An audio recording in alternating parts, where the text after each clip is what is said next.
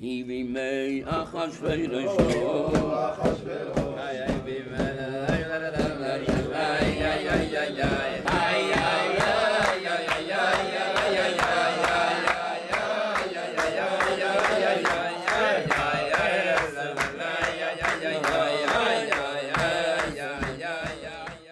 When we tell the story of the Rebbe, the kavanah, and that is the purpose of that is that to reveal more kedusha in the world, and because you see something above nature, that helps you to see something more in this world. When it says in Chumash, which we just learned recently, and Parshas Yisro, it says before Matan Torah, Vayemer Hashem el Moshe, the Eibusha speaks to Moshe Rabbeinu, and he says, Hineni boy lecho ba'av ha'onon, I'm going to reveal myself to you in the thickness of a cloud. B'shomu ha'om b'dabri imoch, the people, the Yidden, will hear the way I speak to you, and as a result of that is the gam b'cho yaminu la'olam. So they will have emunah in you also, as we say in the davening every day. Vayaminu b'Hashem uva Moshe avdei. Says Reb Shimon bar Yochai, the Rashbi, he who believes in Moshe Rabbeinu is considered that he believes in HaKadosh Baruch Hu. And he who chas v'sholem does not believe in Moshe Rabbeinu, it's considered that he doesn't believe in Hashem. We believe in Moshe Rabbeinu because he is that individual that he has that direct connection to HaKadosh Baruch Hu. B'shas we say that b'shas we tell the story of the Rebbe, it's not to make the Rebbe bigger, chas v'sholem, we're not going to make him bigger. It's only that as a result of this story, we see that the Rebbe is so close to HaKadosh Baruch Hu, and he becomes, so to say, the conveyor, the intermediary, through whom HaKadosh Baruch Hu brings down, reveals godliness into this world. The previous Rebbe once said that when you hear a Meiser from a Rebbe, don't come and say that you heard it already. Because if Bahashgocha Prodis, by divine providence, HaKadosh Baruch Hu made that you should hear this story again, said the Baal Shem Tov, that from everything that we see and from everything that we hear, this is a message being sent to that individual from above, how to improve his relationship to HaKadosh Baruch Hu. So says the Rebbe Rayatz, that when you hear a story from a tzaddik, even if you heard it before, but being that by Hashgocha Protis, you hear the story now, you have to ask yourself, why did Hashem make that I should hear this story now again? It's a siman that the story has a special message to strengthen me in my avodas Hashem. So when I tell stories, it could be that you heard it before, but based on what the Rabbi Yad says, it should be like a new story. This Meiser, we heard, me and another two people, we heard this from the individual with whom the Meiser took place. And we heard this story about 3 years ago. The story is that he was invited to a wedding in Holy Torah, and there was a very large crowd. When the chosin came in, of course, everybody started to dance, but he noticed that an elderly gentleman was sitting by the side of the table, and all he was doing is clapping with his hand, but he didn't participate physically in the dancing. And the young man tells him he doesn't know why, but something came to him. He should ask this Yid, who is he? So he goes over and he gives him Shalom Aleichem, and he asks him, may I know what is your connection to this chassan? And he says, I happen to be the grandfather of the chassan. He said, you're the grandfather of the chassan, you should be one of the first to dance with the chassan while he's sitting at the table. He says, I'll tell you. He says, a week before the wedding, my grandson, the chassan, came to me, and he says, Zayde, we're sure that you want to give us a present for the wedding. So I told him, what kind of question? So the chassan says, could we suggest to you what the present should be? So he tells this young man, I told my grandson, I don't sign a blank check. I have to know what you're going to offer me, what you're going to tell me. I'll see if it's possible. So he tells this young man, my grandson told me that you were born about 70 odd years before in Russia, and at that time it was very dangerous to make a bris. being that we want to give you a bracha under the chuppah, we do want that the bracha should be said after you have a bris. And being that there's still a whole week before the wedding, maybe during this week you'll have the bris. So he tells this man, such a present I cannot refuse. And just 2 days ago, I had the bris, so I'm not in a physical condition to get up to dance. Oh my God. Says the younger man, he doesn't know why. He put his hand in his pocket, and he takes out $1. And he tells this gentleman, if a person in your age is ready to have a bris milah, you have to get a present. And my present to you is $1 from the Rebbe that I got. And the young man says, when this Yid got $1, he started to cry. So he says, why are you crying? You should be happy that you got $1 from the Rebbe. He said, I'll tell you. He says, 23 years ago, before that, now it's 26 years, 23 years ago, he says, I was standing on a Sunday in line to get $1 from the Rebbe. The Rebbe takes $1 and hands it out to me.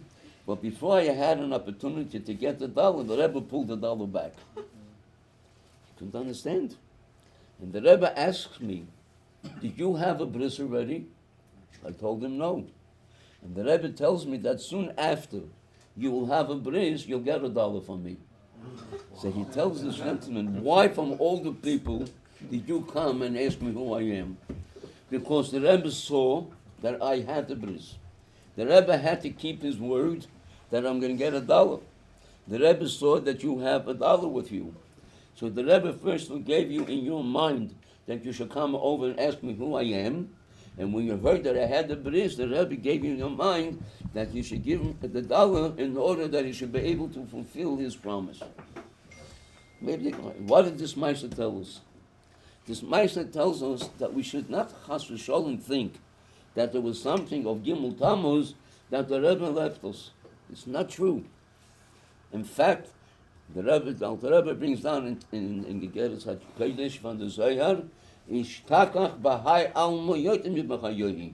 The Rebbe is in this world more than he was before. Why? Before the neshama left the body, so to a certain extent the physical body put a limitation on the neshama. But once the neshama is separated from the physical body, so the neshama can be all over, like Eliyahu Novi.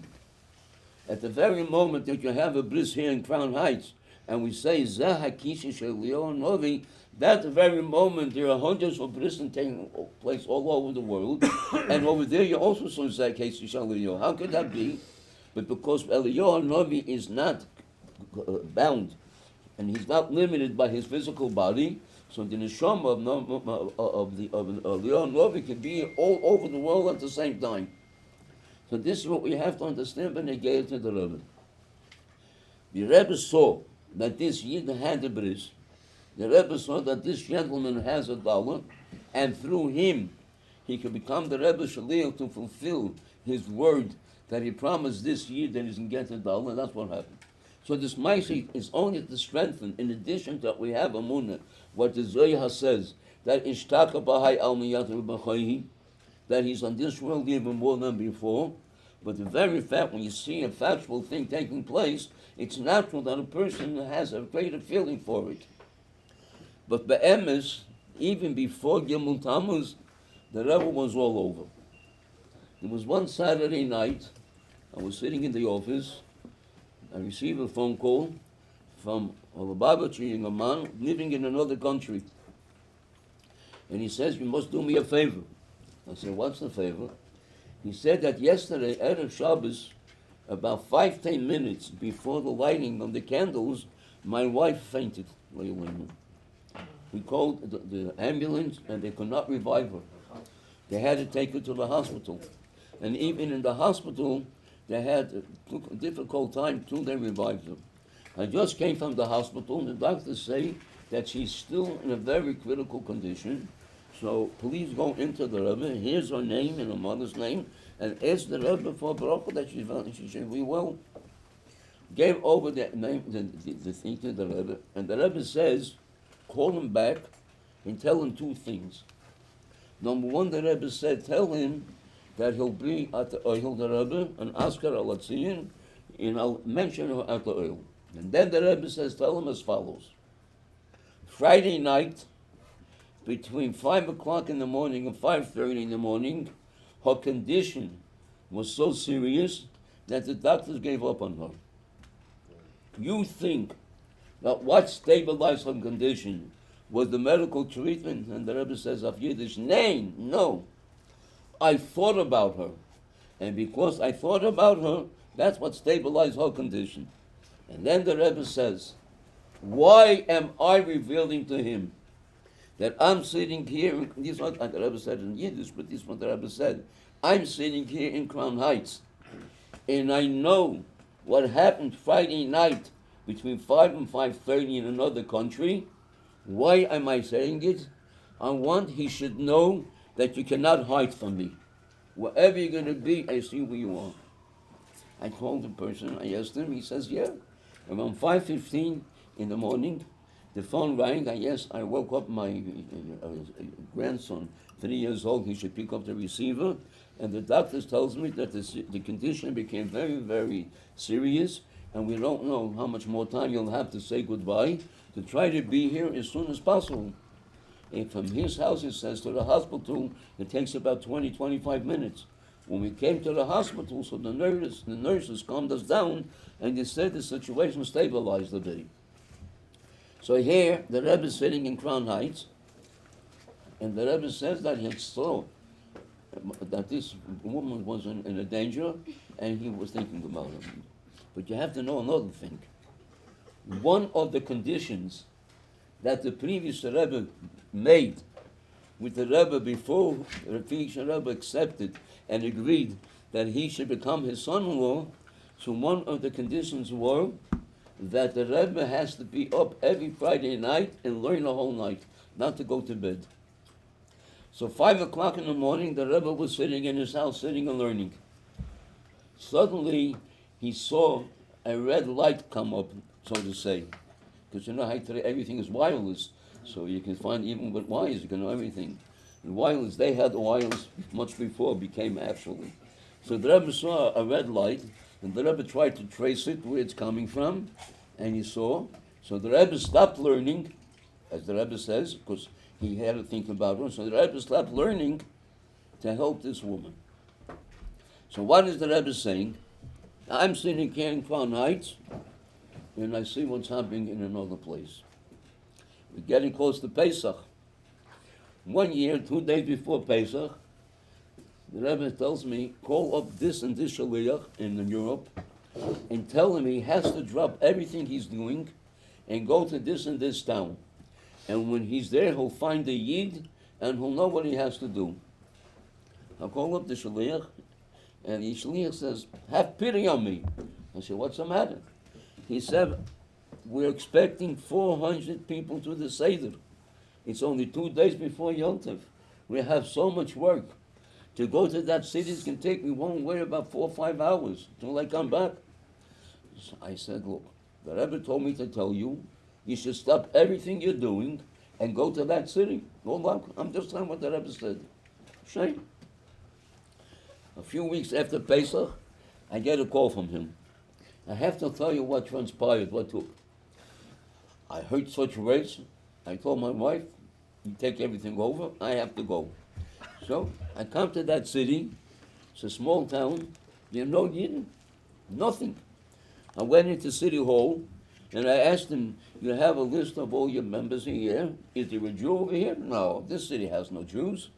At that time, there was no cell phones. He didn't know what. He thought maybe I made a mistake. I gave him the wrong number, and he wanted to get. So he decided to go back. He stops at a gas station. So the owner of the gas station asks him, what is a Jew with a beard doing in our city?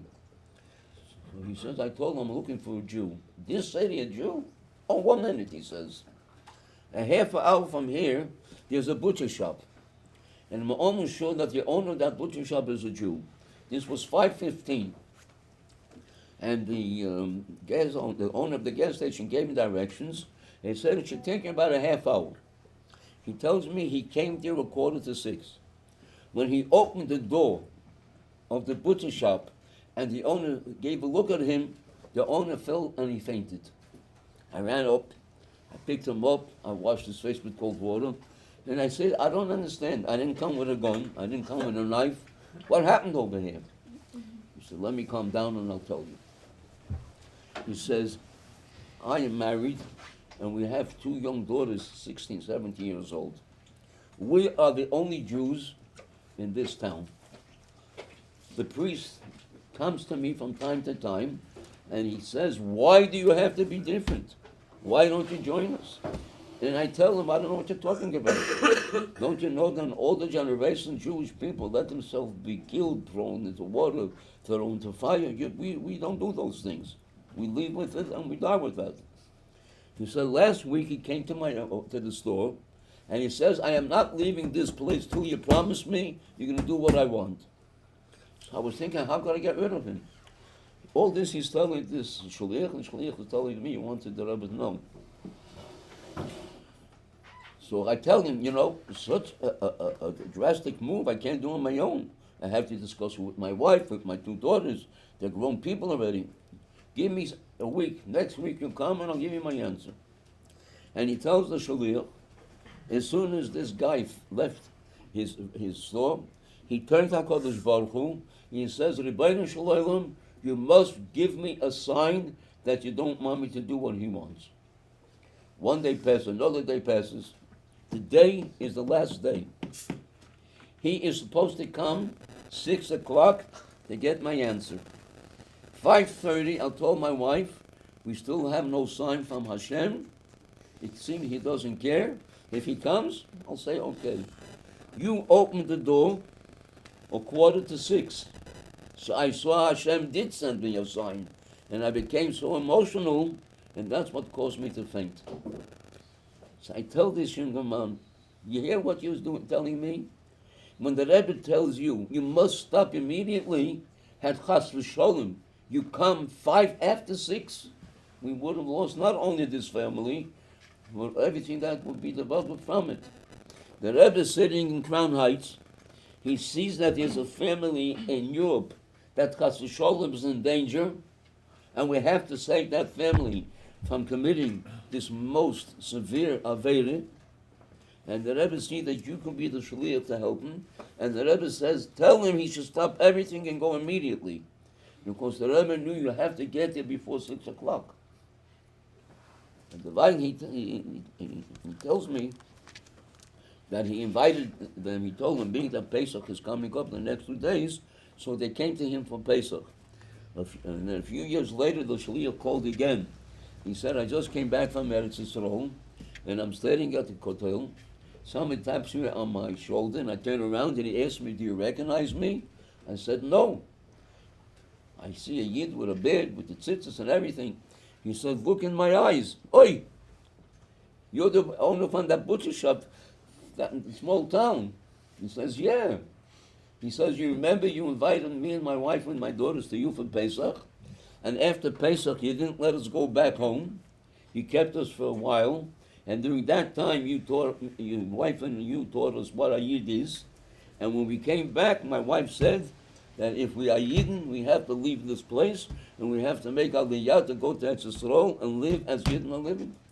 So not only did the Rebbe save them chas v'sholem from not doing what the Goy wanted, but the Rebbe made that they should become Baal Tshuva, and now all the offspring that's going to come, generation after generation, is from a Yidden. Again, the Rebbe is sitting in Crown Heights. His neshama is clothed in a physical body.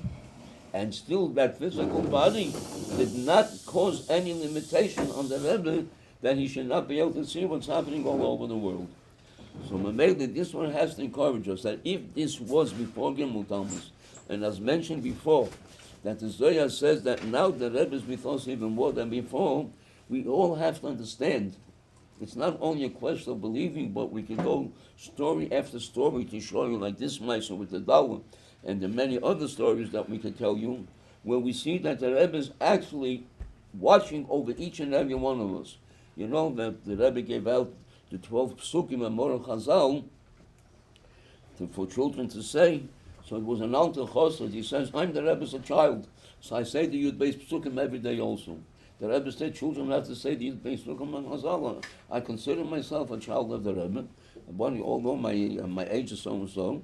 So one of it says, and what the Rebbe quotes on the Alter Rebbe and Tanya, that Hini Hashem Nitzav Olov, the Eibush is standing over you, Umabit Olov, and he's watching, and he's checking, he's examining and checking if you're serving Kodesh Baruch Hu the way you have to. The Medrash says, Tzadikim Doimim L'Beirum, that the Tzadikim are compared to HaKadosh Baruch Hu. So B'Shas it says, V'hinei Hashem Nitzav Olov. So being that the Tzadik is compared, so we understand that the same thing is true. V'hinei HaRebbe Nitzav Olov. But then there's something very interesting.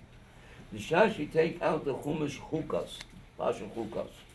There's a pasuk in Pasha Chukas that says, Vayedaber ha'om ve'elikim u'v'meisher. The Jewish people spoke against HaKadosh Baruch Hu and against Moshe Rabbeinu. What was their complaint? Lo mehel yisunu me'eretz Mitzrayim. Why did you take that from Mitzrayim and we're going through such difficulty in the desert and Azayvayim? On the words, Vayedaber ha'om ve'elikim u'v'meisher, what does Rashi say? Rashi says, Hishvu Eved L'Koinoi. They compared the servant, Moshe Rabbeinu, to HaKadosh Baruch Hu. Compared them. On the word Helisunu, Rashi says something different. Shneihem Shovim. When you compare two things, that means they're two separate things, but you can find similarities from one to the other, you can compare them. When you say Shneihem Shovim, it means to say that they're actually equal and the same in every aspect. Says the Rebbe, what does Rashi teach a 5-year-old child? Because we know that the Rebbe is saying that Rashi is for Ben Chomish L'Mikra. You want to know who Moshe Rabbeinu is. Moshe Rabbeinu is on Rashi, not only Hishvu, they compared Moshe Rabbeinu with Kodesh Baruch Hu. Shneihem Shovim, that they're both equal, it's the same thing. So what do we learn from this? That Moshe Rabbeinu is just like a Kodesh Baruch Hu is all over, and there's no time that we can say that Kodesh Baruch Hu is not here. As the famous story that Chassidim tell, that which as the Rebbe Marash was a young boy of 4 or 5 years old, one of the rich Chassidim in Lubavitch tells the Rebbe Marash, you know something? If you're going to show me where Kodesh Baruch Hu is, I'm going to give you a large amount of money. And what does the Rebbe Marash as a 5-year-old child tell him? You know, mister, if you're going to show me where Kodesh Baruch Hu is not, I'll give you even a bigger present. The stroking place, as the story goes, up, down, west, east, west, we're all over. What is this though? Because the first time Kodesh Baruch Hu is all over, and if our Chazal tell us that Moshe Rabbeinu is equal to HaKadosh, means that Moshe Rabbeinu is all over. And we know that his Pashtus or Zohar says that every generation there is a Yid who has a spark of the Neshama of Moshe Rabbeinu, which means that he possesses all the ingredients of Moshe Rabbeinu's Neshama. So just like we say that Kodesh Baruch Hu is all over, so this we can actually see the Rebbe is also over. That's why the Rebbe could see everything what's going on all over the world. What does this have to do? We have to know that the Rebbe is with us and the Rebbe is ready to help each and every one of us.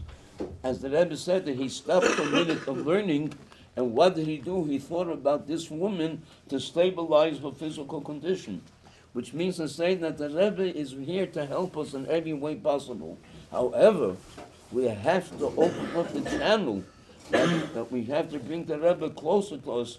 He's with us, but it should come in a more inward feeling that we should actually feel and realize that the Rebbe is with us.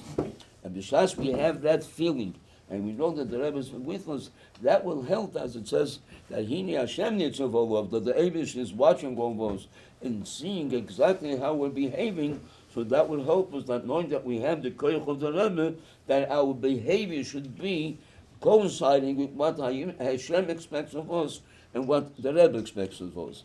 So this is also what it comes in the Megillah, which the Chazal say, Motche b'deirei ke Moshe b'deirei, that just like Moshe Rabbeinu was the leader of the Jewish people, and he saved the Jewish people, The same thing is also in Gemara, as Mordcha B'Deirei, Mordcha also saved the Jewish people, and he's compared to Moshe Rabbeinu. So we see that the Chazal say that in every generation, the Tzaddik Hador is compared to Moshe Rabbeinu. But all this that's being discussed is what Chassidim, Mishnas Mezitzon Fabrein, so Elton Chassidim always used to emphasize how much we have to appreciate, understand that we have Eibishter with us, and but the Bank with the Eibishter, the Chazal, and the Alter Rebbe brings it down in Purim Beis Hamedrash, V'chi efshel hidober b'Kodesh Baruch Hu, can we cleave directly into Kodesh Baruch Hu? They say the Chazal, hidovik b'Talmidei Chachomim, cleave to the Talmidei Chachomim, and through that you will be able to connect yourself to HaKadosh Baruch Hu. And from this we understand that just like we know that the Eibishter is here, but in order that we should be able to have that direct connection, so the Chazal tell us, and the Alter Rebbe brings it down in Tanya, that it has to go through the Rebbe, through the Talmidei Chachomim, through the Rebbe. So all this is just to encourage us even more and more, how much we have to strengthen our hiskashus to the Rebbe. Hiskashus means that the Rebbe says in Hayom Yom, hiskashus means that we have to learn the teachings of the Rebbe, and we have to follow the guidance, the instructions of the Rebbe. But may Hashem shall help us as we're coming from Purim. And Purim reminds of us, Mordcha B'Deirei, Moshe B'Deirei, that should encourage us that we should try to strengthen our discussions to the Rebbe, which means to try to do everything, our behavior should coincide, and should be dictated and directed how the Rebbe wants us to live. And the Eibishter tells him that that's chus that we found that opens up the channels from which the Kodesh Baruch Hu and the Rebbe brings down everything that each and every one needs. L'chaim, l'chaim.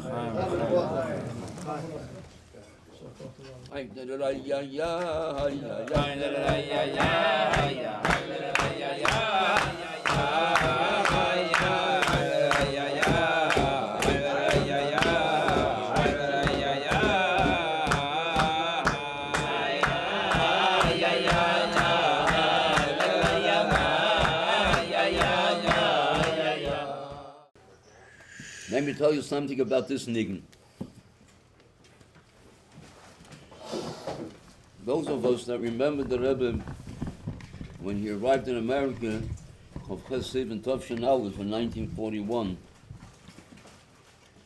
and then before Sukkot of Tovshin Beis, the previous Rebbe asked the Rebbe that he should set aside one night of Simchas Beis HaShe'eva to make a farbrengen for Talmidei Yeshiva, for students, not only for Chabad Lubavitch, for all of New York.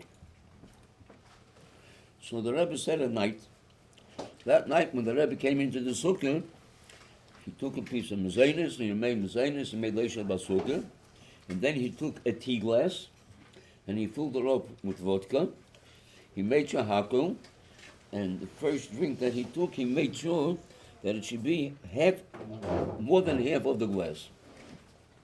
And then the Rebbe said a sikha, and after the sikha, the Rebbe started a niggin. After a few minutes, the Rebbe got up and he said he wants that we should have a coffee around all the tables on the sukkah. After dancing for a while, the Rebbe picked up his hand, and the Rebbe said, Atkan hakofa aleph. Simchas Beis HaShe'eva, it's not Simchas Teda, it's not Shmini Atzeres, Atkan hakofa aleph. The Rebbe sat down, he took the bottle and filled up the glass again, and again he made sure that he's drinking more than half. He said a sikha, he started singing the same niggin again. The same thing happened the first time, the second time, the third time, the fourth time. After the fourth hakofa, the Rebbe said that the other three hakofis he's going to finish making a bringing Shmini Atzeres. But after each of those sikhs, the only niggin that the Rebbe sang was this niggin. The same thing happened in Tovshin Beis, Tovshin Gimel, Tovshin Dalet, Hey, Vov, Zayin, Ches, Tes, Yud. The only niggin that the Rebbe sang was this niggin. So those of us that remember that, we consider this the Rebbe's niggin. That's why whenever during the Farbrengen, they would start this niggin, the Rebbe would go overboard, so to say, make with his hands and get very, very frail with this niggin. So l'chaim, l'chaim. Speaking about stories, you know that we had this Hasidic artist, Rabbi Yehuda Leib Groner. I'm sure you've heard of him. He's the brother of Rabbi Yehuda. He told us that one day the Rebbe called him. And the Rebbe tells him that the Rebbe said he heard that in the next week or 10 days, somewhere in mid-America, there's going to be an art exhibition. So the Rebbe tells Rabbi Yehuda, I would want that you should participate in that art exhibition, meaning to say, take all your Hasidic art and exhibit over there. And then the Rebbe tells him that although in that city there are many Hasidim who will be only happy to accommodate you, but I want you should take a room in one of the biggest hotels in the city. And Handel says he doesn't understand, but you don't ask questions. If the Rebbe says, you do what he says. He says he came to the city and he rented a booth where he should be able to exhibit his art, and he took a hotel, one of the biggest hotels. Said the morning before he went to the exhibition, he davened. Before he left his room, somebody's knocking on the door. He opens the door and standing over there, a middle-aged Yid, and he says, could I borrow your talis and film? He says, of course.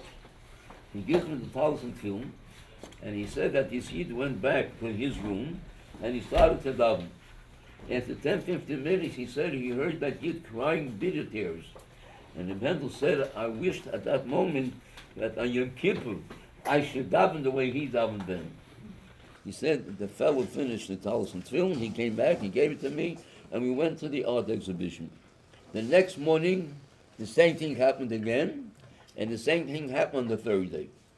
So Rabbi tells us on the third day, when he gave me back the talis and film, I tell this gentleman, listen, today 1 o'clock, the art exhibition is closing. 3-4 o'clock, I'm taking a plane back to New York. What are you going to do tomorrow morning for talis and film? So the Yid tells him, listen, till I was 15 years old, I was a very Hasidic Shabbat, with all the trimmings. I don't know what happened. I stopped befriending a group of boys, and slowly but surely, they pulled me away. And he tells our Bendel, it's already 35 years since the last time that I put on film. When I heard you davening this morning, it took me back to my young days, and I became very aroused. And I said to myself, I have to do something positive. So I took upon myself that I'm going to start putting on film. I have talis and film at home, and I'm going to start putting on talis and film. Said the Rebbe, now you understand why did the Rebbe tell me not to go to some chassid's house. I should take a room in the big hotel, because the Rebbe saw that he would be able to save this neshama when he'll hear me davening. Again, the Rebbe is sitting here in Brooklyn, and he sees what's happening somewhere in mid-America.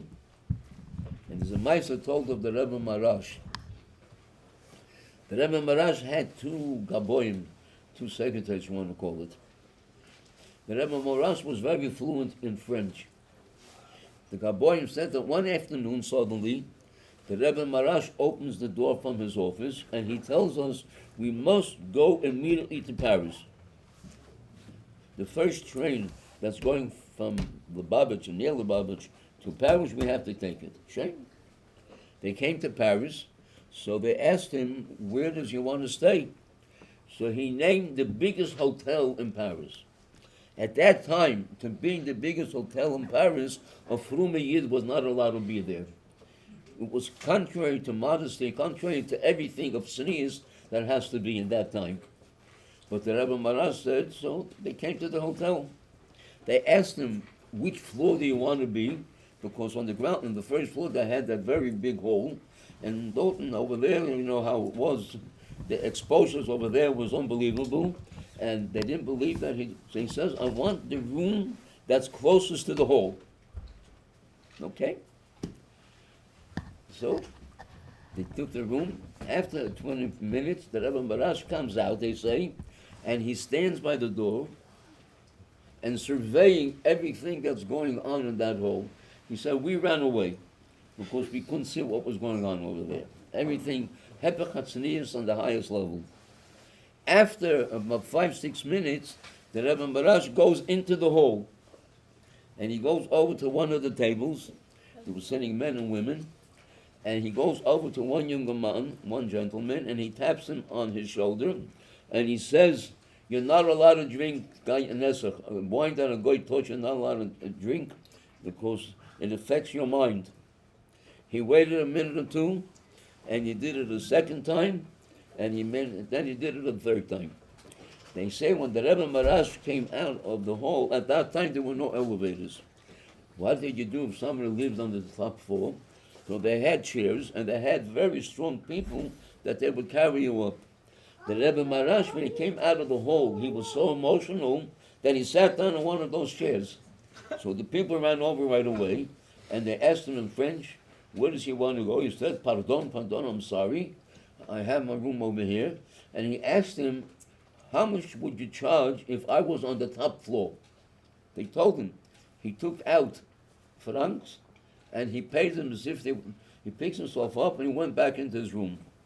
About 20 minutes later, this gentleman that the Rebbe Marash tapped him on his back comes out of the hole, and he says, where's the Rabbin? I want to speak to him. So they went in, the Rebbe Marash said he should come in. He was by the Rebbe Marash for 2 hours. The Gaboim said when he came out, his face was red like a tomato. After he came out, the Rebbe Marash calls in the Gaboim. He said, mission accomplished, now we can go back to Lubavitch. Then they said about a year and a half later, who came to Lubavitch? This year came with the Lubavitch, with a bed, with other good Sachen. Again, the Rebbe Marash is sitting in Lubavitch. He sees somewhere in Paris, B'tech HaKlippus, from the highest form, is a neshama that has to be saved. He picks himself up, and he travels to Paris, and he gets a hold of this neshama, and then as soon as he's finished, he comes back to Lubavitch. Again, we see that the Rabbeim, the world does not have in any way concealed. In fact, there's a mimer that the Tzemach Tzedek wrote, and it's printed in his Sefer, which is called Sefer HaChakirah, and the mimer starts, Eile ha'edis v'ha'chukim ha'mishpatim. And in that mimer that Tzemach Tzedek says something which is something, I don't know how to describe it. And he says, the Chazal tell us that Adam Arishin was able to see from one end of the world to the other end of the world, with the light that HaKadosh Baruch Hu created that light on the first day. So the Chazal say that Adam Arishin was able to see from one end of the world to the end.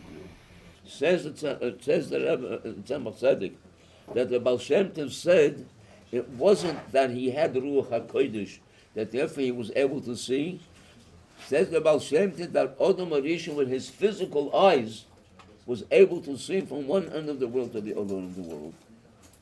Then says the Tzemach Tzedek that the Maggid Mimezrich said that the same thing we saw by my Rebbe, the Baal Shem Tov, that he was able to see with his physical eyes from one end of the world to the end.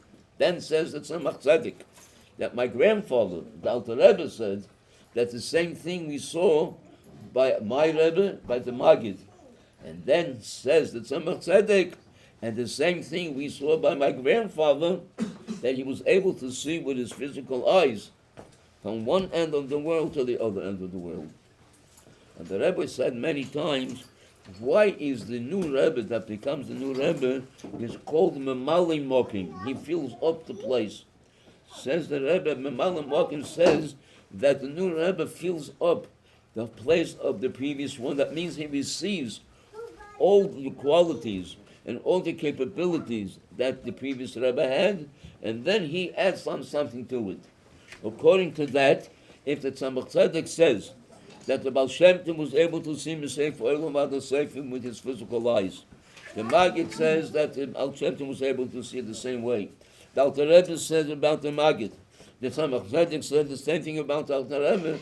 So we have to understand that all the Rebbes that follow, they were presented with all those abilities that the previous Rebbe had, but maybe that means to say that they had that koyach also. So therefore the Rebbe could sit in Crown Heights, and as he told this gentleman openly of that Saturday night, tell him that for me you can't hide.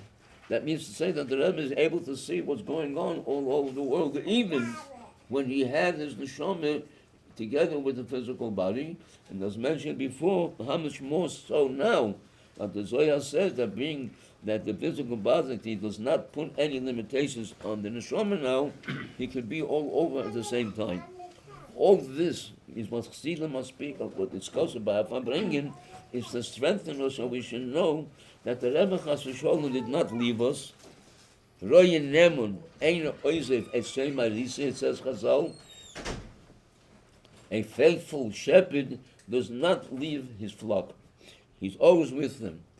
It depends how he's with them. Sometimes he's with the physical body, sometimes only with the neshama. But the Zohar says that Roya Nemen Eino Oizev Eshem Arisi. He doesn't. And at the Lashon Chazal, I think what it says in regards to Moshe Rabbeinu, Ma ad halon, that just like till now he served the Jewish people, even after he passes away, so to say, he also is serving the Jewish people. All this is just to give us more encouragement and more strength, to strengthen our emunah, that we have to know that the Rebbe is here, the Rebbe is with us, and the Rebbe is watching over every one of us, and the main thing is that the Rebbe is giving koyach to everybody. There was one day I was by the Rebbe. When I say I was the Rebbe, not because I want to pride myself, because that's how I came out, the Metzias. That's how I know the thing to tell you. So I was thinking about the Rebbe, there was a discussion going on about the previous Rabbeim. And then the Rebbe stops and the Rebbe tells me, today is different than in the previous times. What is different, he says? In the previous generations, they waited, he didn't want to say the word Rebbe, they waited till they were asked to help. Now the Rebbe says, we don't wait. And the Rebbe went like this. And the Rebbe says, now we pour from above without any stop. We don't wait till you're going to turn to us. But we ask only one request. Give us a plate in which this what we are giving to you should not fall, that the Rebbe said, to the floor, but you should be able to pick it up and use it. What is the Rebbe saying? He's standing, even when he had a physical body, him pouring, giving us all the brachas and everything that everyone has to have. He is standing there and giving it to us. But he wants that it should not go to waste. So he's asking us for a kli, for a vessel. What is that kli? That kli is to learn the Rebbe's memorim, to follow what the Rebbe tells us, and that becomes the vessel through which we will be able to receive all this that the Rebbe is downloading to us, as we call it today, to everyone has to have. So as the Rebbe is saying, in previous generations they waited till they were asked to help. Today we don't wait. We give what good we give to everybody without any limitations. So the Rebbe should help them. The Rebbe should help us that each and every one should appreciate what the Rebbe is doing for us, not waiting for us, but what he says, give me that vessel, and that's very important. That already we have to do ourselves. The Rebbe is not going to give us the vessel. The Rebbe wants that we should give the vessel. And as we give the vessel, we will receive all the brachos that we have to have. L'chaim, l'chaim. One of the chidushim that the Rebbe introduced to us, which was not known before, is that this year is considered a Shnas Hakel. There's no source in any of the Rishonim, Achronim, or before the Rishonim, that after the second night, after the Sukkot at night, when the king made the Hakel, that there should be such a concept that the whole year is considered a Shnas Hakel, and therefore to make gatherings and so forth. This is one of, so to say, the introductions that the Rebbe introduced to us, that this is an Ashnas Hakel, and therefore the Rebbe said each time when a group of people get together, that's considered an inyan from Ashnas Hakel. What was the purpose of Hakel? So it says in Pasuk that the people should hear the portions of Torah, and that will strengthen their Yiddishkeit and Yerushalayim. One of the things that the Rebbe always wanted is that they should have as many places of shuls to daven. It means to say, although people wanted to come to a central place, but if you make smaller shuls in a certain respect, it has a greater accomplishment. Why? Because you have a large place, a big shul, as I say, that the papers get swallowed up in the rush of papers. The individual loses his identity; he gets lost, and not everyone it takes watches over and look. It takes conscience of him as a writer. When you have a smaller crowd, you're able. Each one should have express himself and be able to feel that he's part of what's being done. When the Pl Rebbe started the Lubavitcher Rebbe in New York, so it was a small island, but most of the bochum that came, young men, were American boys. What do American boys know? Baseball, football, this ball, that ball, those things. Reb Zalman Gerar Shalom, he was our principal, and he wanted to inject in the young bochum a more feeling of chassidus. What would he do? Every Thursday night, he would take 3 bochum to his house and have with them a private farbrengen. What was the purpose of that? He would ask them, tell me, what do you find difficult? What do you have questions? What do you appreciate? And through that, so when they speak in a group of people, people are embarrassed to ask. When the 3 of them were all alone, they were able to open up and speak. In the course of a year, these people were by here maybe 4 times.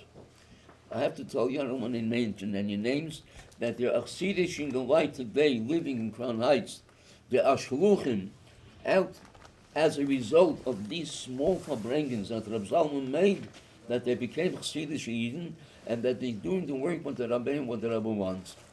So the Rebbe also wanted, in order that the person should not feel that he's just another pawn over here, and he can't contribute anything, or he's not, no, people are not taking cognizance of him as a writer. So that's why the Rebbe felt that we have small crowds, and this, that Shmir Atzeres at night, and Simchas Torah, before the people come to 770, in the shuls they make the hakofis.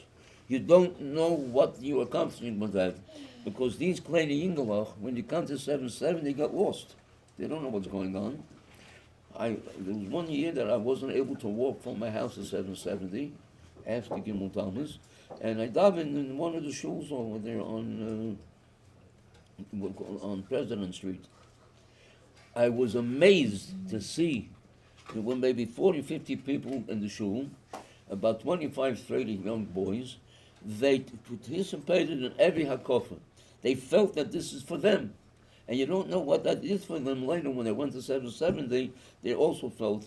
So when you have a smaller place and there's an ability to be together and to discuss things privately in a way that otherwise it would not be done, it's a gewaltige thing. So maybe we have to give Rabbi Shoshana Gesi Yashikeach that you have this in order to utilize it in a proper way. And as I say, that people have to be machazik it. Okay, don't satisfy yourself with 25 people. You will have 50 people who will also be able to accomplish it. So maybe don't satisfy only with 20, 25 people. I'm trying to say that this is one of the yonim that is being done, that the Rebbe always wanted, because he wanted that every person should feel that he's important. What is important? Not to make him a balgaiva. He's important enough that he has to hear what's been going on. He has to, maybe he could contribute something, what could be improved in the writer. He should be part of the entire inyanim. And when you have the smaller crowds, you can accomplish much more. So that's one of the things that I would like to mention. There are people that feel that after Gimel Tammuz, so let me tell you 1 or 2 stories that happened from the Oihel, which I was the shliach to be for them. When the Rebbe had the stroke in Tovshin Nun Beis, in 1992, the doctors were taking blood, and they wanted to have the results as soon as possible. So usually when you go to a blood lab, it takes 3-4 days till you get the results. They wanted to find a way to get it sooner, so we found that about a half an hour away from Crown Heights, there is a blood laboratory that's owned by 2 Frume in the life, Nishkin Lubavitcher, Litzvisher. I called them. They said, if this is for the Rebbe, you bring me the vial, the bottle of what, 9, 10 o'clock in the morning, 4 o'clock in the afternoon, you have all the results. So, whenever the blood was taken, we would ship out to that place, and 4 o'clock, they would send us the results. A month passed, I called them, and I told them the Rebbe never wanted anything gratis. The Rebbe wanted to pay for everything. I want to have a bill. What is the charge for all these blood tests that you took? Rabbi, don't worry. Month after month, they almost told me you're going to get a bill, and I never got a bill. A week after Gimel Tammuz, one of the brothers calls me, and he says, Rabbi, you ready to pay for the entire 2 months? I said, to the last penny. You give me the amount now.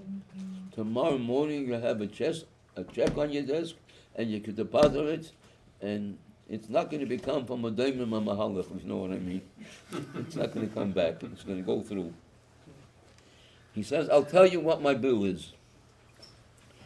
My wife and myself are married 9 years, and we were not blessed with a child.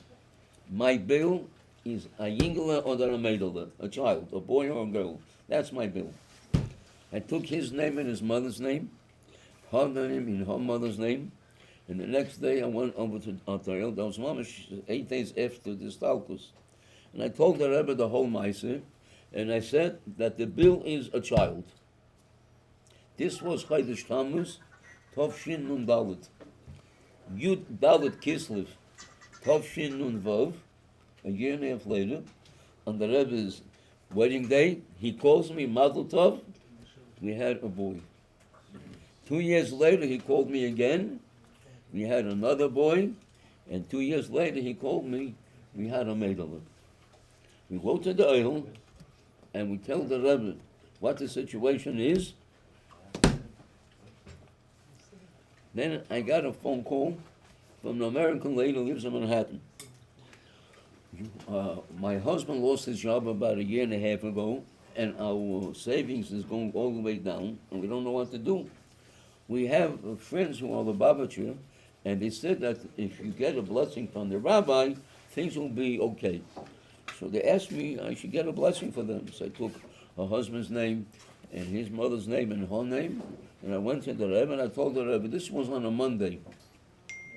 She calls me Thursday. She says, Rabbi, I know that you were by the rabbi, you were at the cemetery. I said, how do you know? She said, because yesterday my husband got 2 jobs. One job from 9 to 2, and another job from 3 to 7.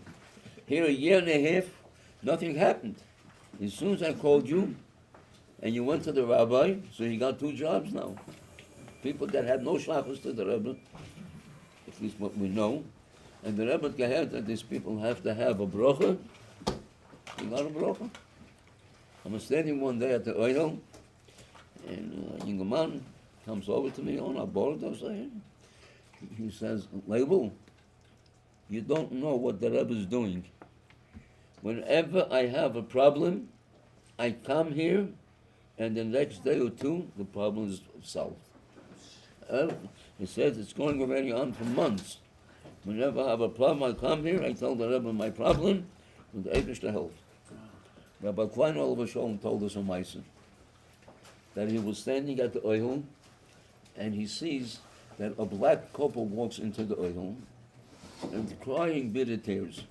So at first he thought they were Ethiopians. After they finished and he went out, so he started speaking to them, he saw that what Moshe, a black goyim. He asked them what happened. So they told him that they have a 30-year-old son. He was going with his motorcycle a day or 2 ago, and he got into a very serious accident, and the doctors told him that it's very, very critical. We heard that when you come to the rabbi, you get blessed, so we came here to plead with the rabbi that he should save our son.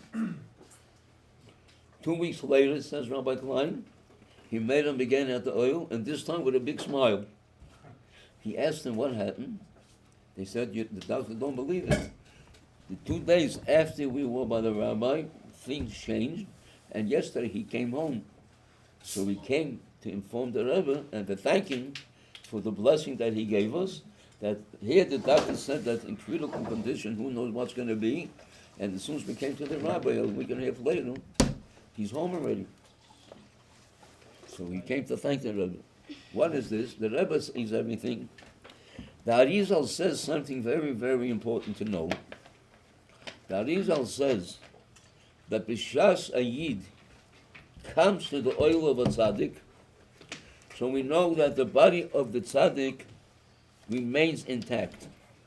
It doesn't disintegrate. And you know the story with the Rabbi Rashab. I don't know if you know, I'll tell you the story. The Rabbi Rashab was buried in Rostov in a certain area.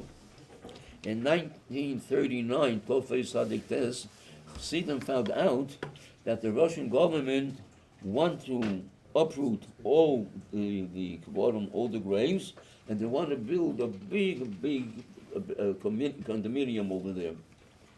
And the Rebbe Rashab was right in the middle. So they sent a message to the Frierdiker Rebbe when he was in Atvotsk, what to do. So the Rebbe answered them that they should get 10 people, that they should fast that day, and at night they should go and take the Rebbe Rashab out of that place where he is, and take him to another place where it seems that over there they're not going to bother him. 2 of these people who were the minion came to the Rebbe in Tovshin Yud Gimel in 1953 to be by the Rebbe for Chayzus Tishrei. And they told us, we were part of the 10. He said it was Mamash HaSakon Gedalim. It was 1 o'clock at night, and there was no moon, because we were afraid that we were going to see. And we started uncovering the earth, and we almost fainted. The body of the Rebbe Rashab was intact, nothing was missing. We thought he was sleeping.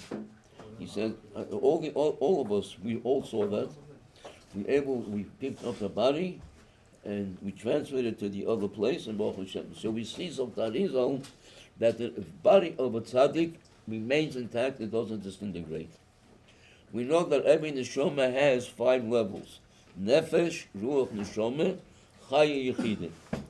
When a person passes away, so the neshama goes up l'maylu. And the Gemara says, and Tosfos said that there's certain neshama, in certain times, that the neshama for the first year would come back again, but then after the first year, the neshama goes up and never comes back to the But at tzaddik, it's different. The level of nefesh, as we say in the Zohar when we go to the oil, that always remains floating, says Arizal, over the physical body of the tzaddik. And says the Arizal, B'shas a Yid comes to pray at the oil of the tzaddik, this level of nefesh connects itself, puts itself in the physical body, and the physical body naseh chai mamish, as that is all. The body becomes a live body, and therefore the tzaddik hears everything and sees everything. And from that we can tell you many stories. So what does it mean?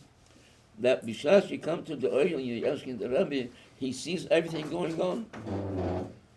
A young man told us one time that he was at the oil, and there was a 20-year-old bochel that asked him to give him a ride back to Crown Heights.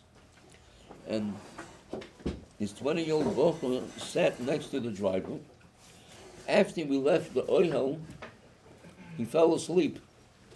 After a short while, he wakes up and starts screaming, "Oy vey!" So the driver asked him, "What are you crying? What are you screaming about?" He said, "You won't believe me. I'll tell you. The Rebbe came to me, and the Rebbe asks me, how is it that a bocher from Temech Tmimim came to me without a talis cotton, without your tzitzis?" So the driver says, "I picked up his shirt, and there was no talis cotton." He said, "What happened?" He said, "I forgot into the mikveh," whatever it was. So what does this tell us? And then later we spoke to the bocher himself. He says, 100%. The Rebbe came to me, and the Rebbe tells me, "Wie kommt us a bocher von Saal soll kommen on a talis cotton?"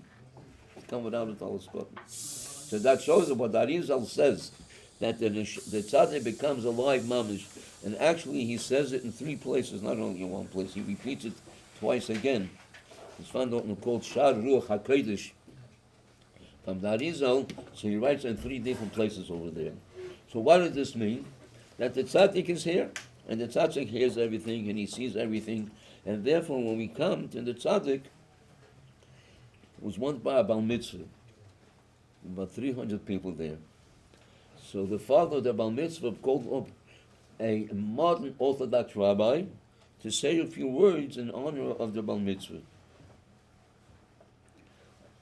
So he says, being that a lot of Lubavitcher Chassidim are sitting here, I want to tell you a personal story that happened with me, with the Rebbe, after Gimel Tammuz. He says that I was sitting in my office one day, and a young woman walks into the office and sits down and she cries. No, I'm accustomed. People come, to vent themselves. So I asked her, what are you crying about? She says that her husband left about 2-3 years ago, and he refuses to get a divorce. And I'm a young lady yet. I want to get married. I want to have a child. And nothing helps. I want you to get my husband to give me a get. So I took his name and his phone number and in. He says, nothing doing. I'm not going to let this woman get married again. She comes back a week later and he asks her, no.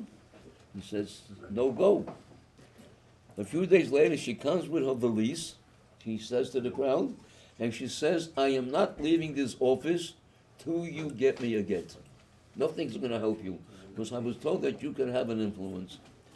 So he tells us he didn't know what to do. And finally, he came up an idea. He tells this woman, I'm sure you heard of the Lubavitcher Rebbe, many people go to his grave and they get blessed. Tomorrow, 9 o'clock in the morning, I'll pick you up and you go to the grave and tell the Rebbe your problem, see what's happening. He tells this whole crowd. The woman came for an hour. She was standing and crying. The Rebbe, help me, you must help me. Shame.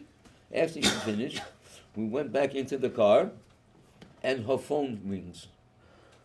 She picks up the phone. This is her lawyer. Your husband just called me that he decided to give you a divorce. So I took the phone, he says, and I told the lawyer, tell that man, this was about 4 or 5 o'clock, that 7 o'clock today he should be in my office. I'm going to have the sefer there. I'm going to have the witnesses, and I want the get to be given. I'm afraid that he should go to sleep. He'll get up tomorrow morning on the left side, he'll forget about it. So being that was agreeable to give it, he should come. And he tells us, 7 o'clock, the gentleman was there, and he had prepared everything. By 8 o'clock, they got the get. He says, for 2-3 years, nothing helped. She came to the Rebbe, and she really meant what she said, and the Rebbe heard her. Why suddenly would he wouldn't want to give the get? But the Rebbe put into his mind, you have to help him. So we see that you come to the oil, and you get, and this and he's not a Lubavitcher Chossid. He's a modern Orthodox rabbi in Flatbush.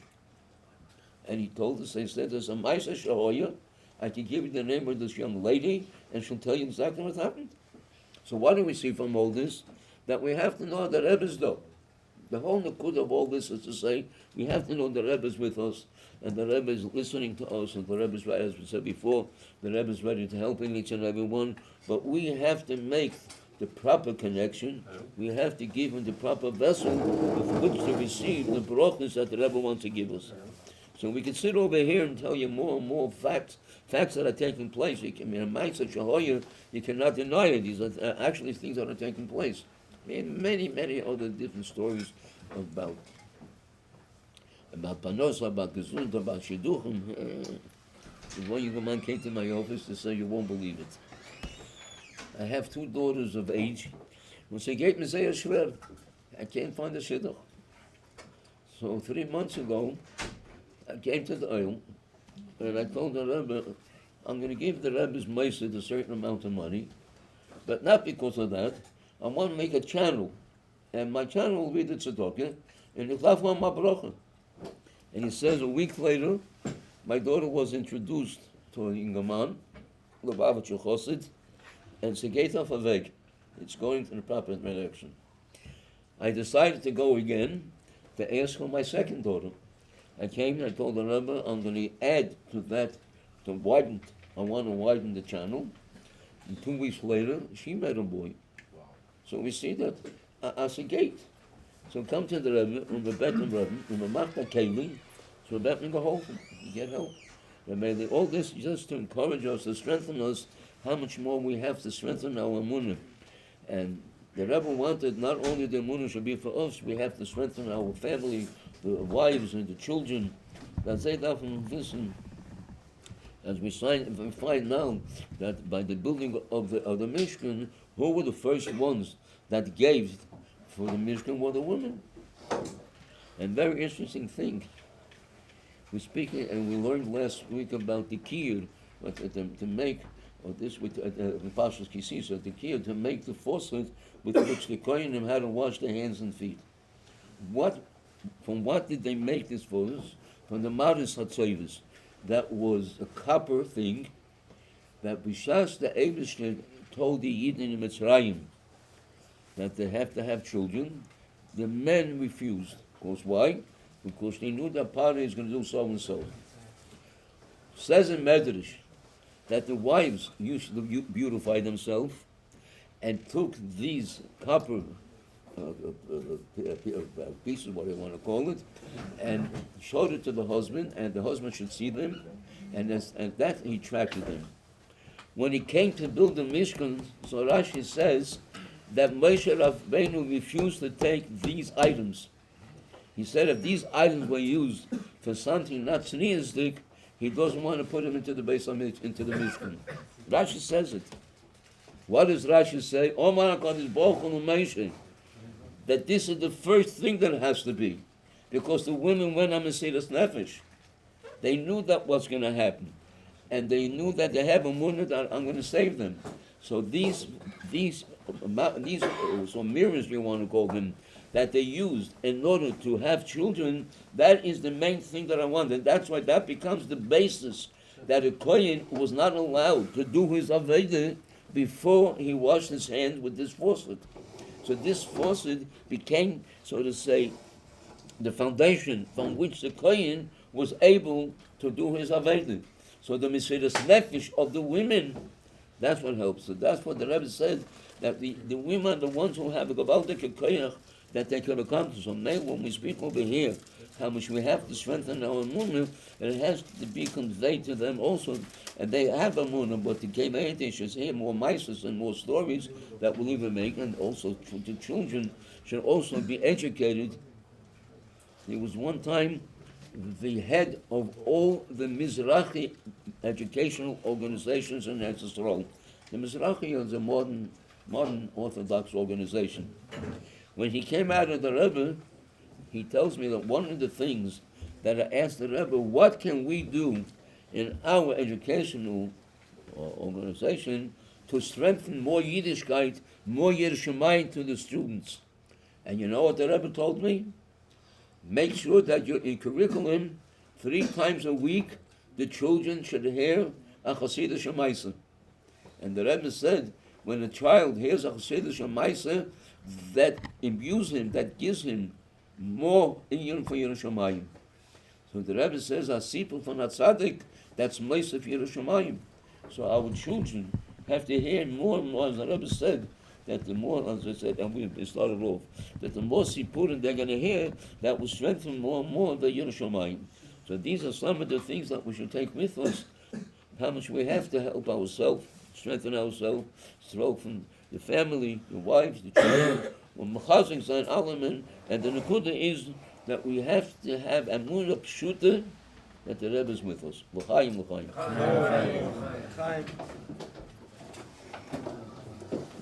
There was a family in Williamsburg, Hungarian family.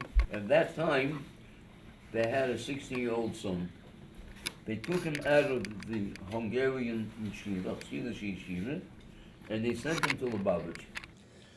Of course, as time went on, this fellow became a full-fledged Lubavitcher Chosid. When he came to the time for a shidduch, so it was proposed to him about a shidduch. So the custom is to go in to the Rebbe, both sides, to ask the Rebbe whether to meet, and the Rebbe said to meet. He went and he called his parents, and he told them that there's a proposal about a shidduch, and the Rebbe gave okay to meet. So I want you to know. So the parents said, yeah, but we'd like to check out who she is, and I said, right. A few days later, they called him, and they said that although we had good regards, but you're 2 different types, and we don't think that you're going to merge together. So we don't think you should get involved with it. So he said, by have a bracha from the Rebbe, we're your parents. At any rate, of course, they continued to meet till they came to a point that they were ready to get a bracha. So they sat down and wrote a letter to the Rebbe, and he wrote in his letter that his parents are not agreeable. And the Rebbe answered, Yehei shidduch b'shotevu mislachos, they should go look through the shidduch. Because the Ramah Paskins and Hilchos Kibbutz Ava'em, that there are two areas that one does not necessarily have to obey his parents. One is where he wants to learn. The Olam Yilmud Odom B'Mokim Shali B'Chov, it's a place you should learn when he has a feeling. And when it comes to a shidduch, says the Ramah, he doesn't have to listen to them, he can even go against them, and he's not transgressing. So the Rebbe wrote, Yehei shidduch b'shotevu mislachos.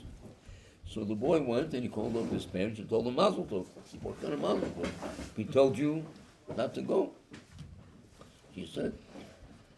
A few days later, the mother came to 770, and she went into the Zal, and she went over to him, and she smacked him in his face. That's what the Bochum told me. And she told him, you will not marry this young lady. When she came out, so the Bochum told her, why don't you go into the Rebbe, present your point of view, maybe the Rebbe will agree to you. And that's how I know the story, because she came into the office, and she told me the whole Meiser, and this was on a Tuesday.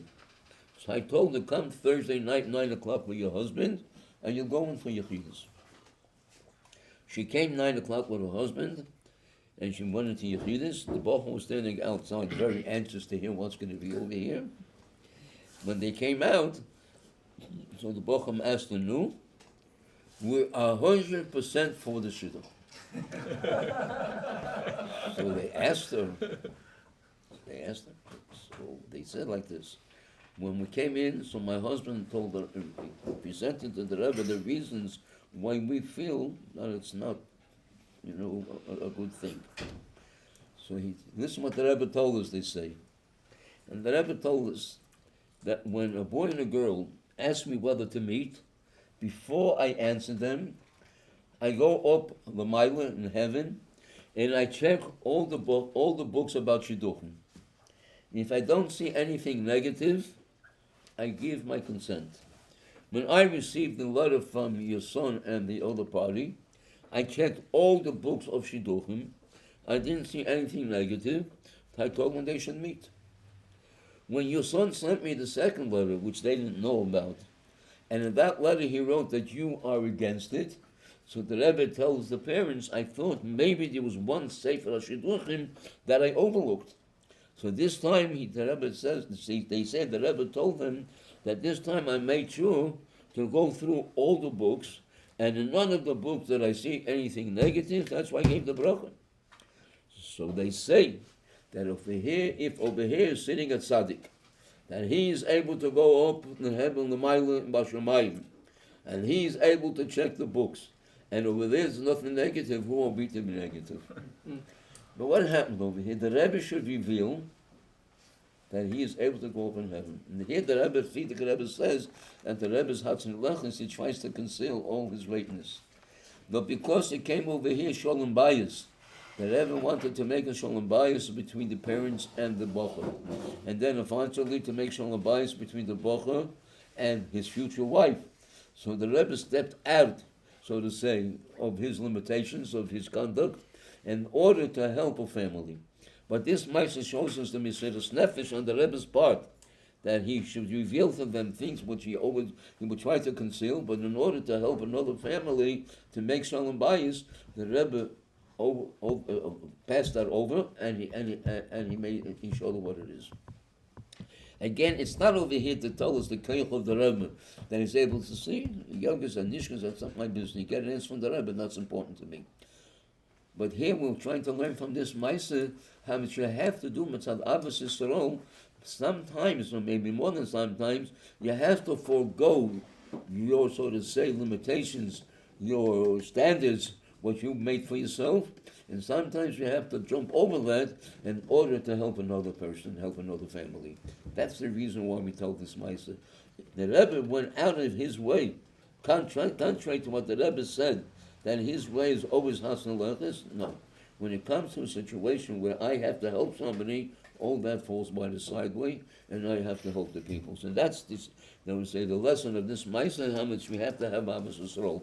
So the shall help in all these different things over here, should strengthen each and every one of us in the Amun and the Rebbe, in the Chaskus and the Rebbe, and that we should fulfill what the Rebbe asks us to do. The one union is what you're doing over here to making these shuls, and all the other mitzvot that we're doing. The Nekundah over here is that by doing this, we are strengthening our connection. And the Rebbe shall help that we shall not have to speak about all this. And as the saying is in Yiddish, we should be able to see the Rebbe in the physical body. It says by Yankov Avinu that Bishas Yosef didn't come. It says, Yankov refused to be consoled by the family. So Rashi says, the Gemara said that you don't receive condolence for a living being. Being that Yosef HaTzadik was all alive, Yankov didn't know that he was alive. And the Rebbe says, Yankov Avinu tells his children, everything you told me about Yosef HaTzadik is very, very appreciable. But so long, the Rebbe said, I don't see Yosef in front of my eyes, and I cannot touch him with my physical body, I have no condolence. My only condolence is when I'll see him with my physical eyes, and I'll be able to touch him. This is why we have to tell the Kodesh Baruch Hu. All these interesting things that are being told, how the Rebbe's mitzvah hand in hand, that's not our condolence. The only way you can console us is b'shas we'll see the Rebbe l'matla masarat tvachim. We won't touch him, but we should be able to touch him, and then we know that that's our nacham. And David says, that it should be taken from Yad Mamish. Amen. L'chaim, l'chaim.